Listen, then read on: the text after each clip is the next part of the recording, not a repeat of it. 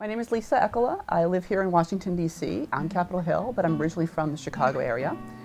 And my mom's mom is Polish by descent. Both her parents emigrated from Poland or kind of Ukraine, or that was Polish at one point.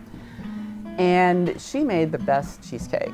And I'm pretty sure it's just a Better Homes and Gardens recipe. But when I was growing up, it was on the table, every Easter and every Christmas Eve. And it's so moist that when you cut into it, it just sort of like oozes out. And it has this great graham cracker crust. And mine never oozes apart the way hers did. And I asked her once why that was. And she said, well, I add an extra egg in addition to what's in the recipe already. So I think mine calls for 2, but she would do 3. And it just gives it this wonderful, moist texture.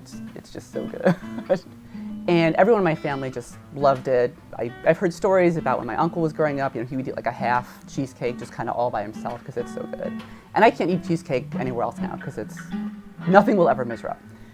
So when she died about 10 years ago, my dad was one of the people who gave a eulogy. And he talked about this story where he went to a restaurant, I think in Alexandria. And they said, oh, sir, you have to have our cheesecake. It's the best you'll ever have. And he said, well, actually, my mother-in-law made the best cheesecake I'll ever have. And they said, no, really, trust us. It's very good. If you don't agree, we won't charge you. And they brought it, and he tried it, and he said, I'm willing to pay for it, but you're wrong. My mother-in-law's cheesecake is the best ever. So I inherited the recipe. I can make it almost as well as she did. I'm proud to say. It is now on our holiday tables.